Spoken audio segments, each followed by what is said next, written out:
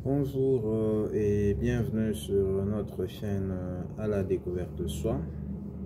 Si vous me voyez pour la première fois, je réponds au nom de Kungwanonda Sylvestre et je suis toujours passionné par le développement personnel. Et notre souci, nous l'avons toujours défini, c'est de voir que les gens arrivent à s'auto-découvrir et comprendre qu'ils ont des potentiels qu'ils n'ont pas encore commencé à exploiter et qu'ils doivent exploiter pour leur épanouissement, leur croissance et finalement leur bonheur. Et ça nous pousse aussi à nous connaître davantage et connaître effectivement notre place dans tout ce que nous serons en train de faire.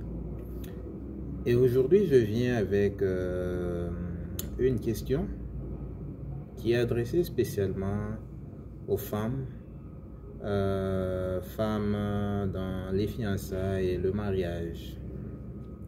Et la question que je pose tout de suite, c'est de savoir, c'est depuis quand que ton mari est devenu ton ami? C'est depuis quand que ton fiancé, avec qui tu as un projet de mariage, est devenu ton ami? Et lorsque vous posez cette question aux femmes, elles écarquillent les yeux, elles vous prennent pour quelqu'un de pas moderne, elles vous prennent pour quelqu'un de dépassé, parce que pour elles, il y a quelqu'un quelque part qui a dit que lorsque vous voulez vivre bien dans votre mariage avec votre mari, c'est lui qui doit être votre premier ami.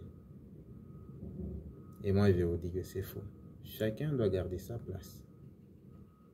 Nulle part dans la Bible, on nous a dit que le mari est l'ami de sa femme. Nulle part dans la loi, on nous a dit que le mari est l'ami de sa femme. Et ce désordre-là, sans toutefois bien comprendre, peut amener à des problèmes. Et amis, ça va encore parce qu'il y en a qui vont un peu plus loin pour appeler leur mari bébé.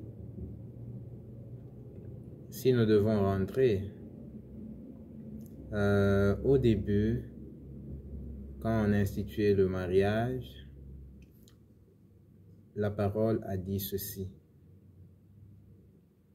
l'homme quittera son père et sa mère et s'attachera à sa femme. Lorsque l'homme quitte son père et sa mère et s'attache à sa femme, ils deviennent une seule chair. Ils ne deviennent pas amis. Il n'y a pas le mari qui est le bébé de sa femme. C'est du désordre. Et par rapport à ça, je voudrais seulement appeler les femmes à garder leur place de femme.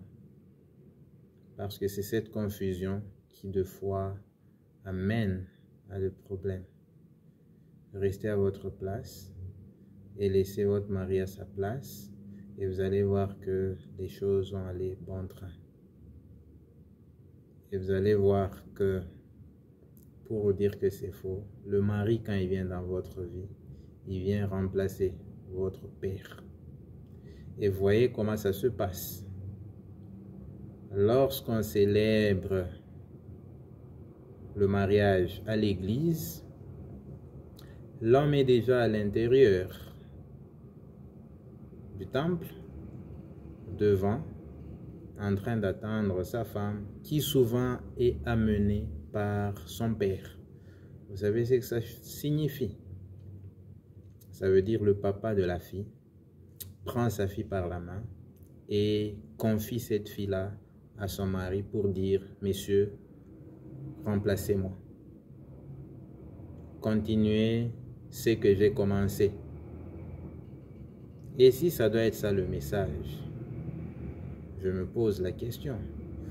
D'où est venue cette philosophie qui dit que le mari est l'ami de sa femme? Et je vous attends cette fois dans les commentaires. Dites ce que vous pensez. Et essayez de poser des questions à gauche et à droite. En même temps, partagez la vidéo, likez et que l'on puisse agrandir notre communauté. Mais mon souci ici, c'est que chacun puisse se mettre à sa place pour beaucoup plus d'harmonie dans les relations humaines, dans les relations de couple.